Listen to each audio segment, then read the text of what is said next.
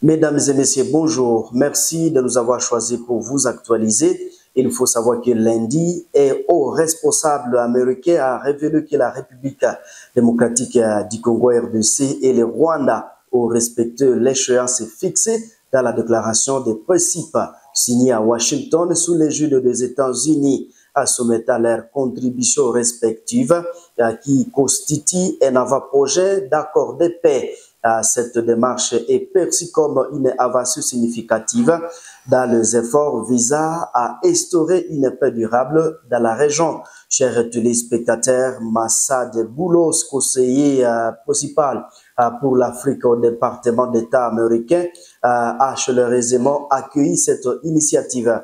Il a dit ceci, je cite: « Je salue les projets des propositions de paix reçus de la RDC et du Rwanda.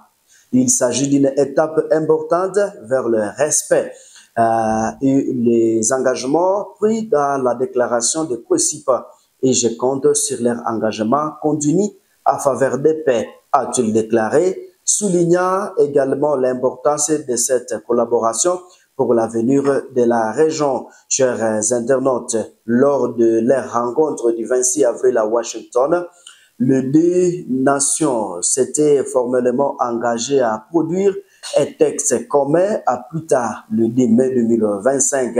Chers téléspectateurs, cet engagement scellé par le ministre des Affaires étrangères, Thérèse Kaikwamba Wagner, de la République démocratique du Congo, et Olivier Nduhungireyi, donc là, du Rwanda, s'inscrit dans une dynamique diplomatique plus vaste. Alors, ce qu'il faut retenir pour le moment, chers téléspectateurs, ce processus synergique combine donc les initiatives du Nairobi et de Luanda et de Doha, orchestrées sous la coordination de la communauté d'Afrique de l'Est, CA, et de la SADC, avec le soutien actif de l'Union africaine. Chers internautes, les documents à cours d'élaboration aborde les enjeux cruciaux pour la stabilité régionale. Mais également, il comprend des engagements relatifs à la souveraineté nationale, au renforcement de la sécurité mutuelle, à la promotion et à la coopération économique régionale, à l'organisation du retour des populations déplacées et également un soutien renouvelé à la mission de l'Organisation des Nations Unies pour la stabilisation à République démocratique du Congo, MONUSCO. Chers téléspectateurs, donc de partout à travers le monde, il faut savoir que l'inclusion de ces éléments témoigne une approche globale visant à adresser plutôt les causes profondes du conflit. La déclaration des principes prévoit un mécanisme de résolution des désaccords potentiels à cas de divergences persistantes sur les contenus de l'avant-projet.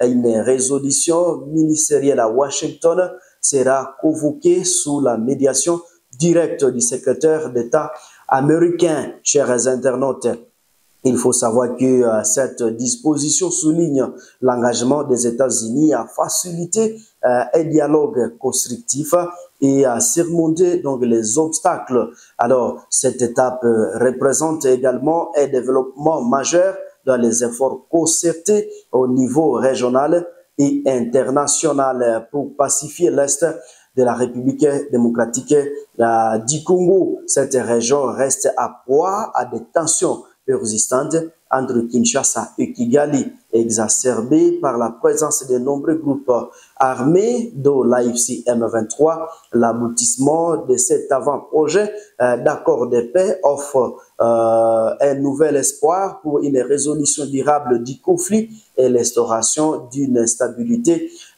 pérenne dans la région de Grand Lac.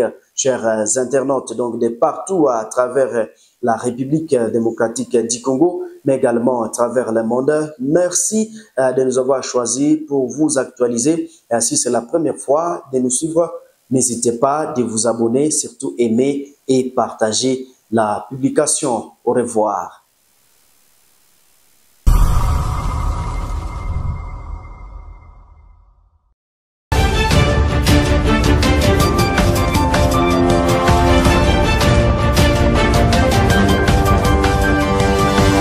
Audio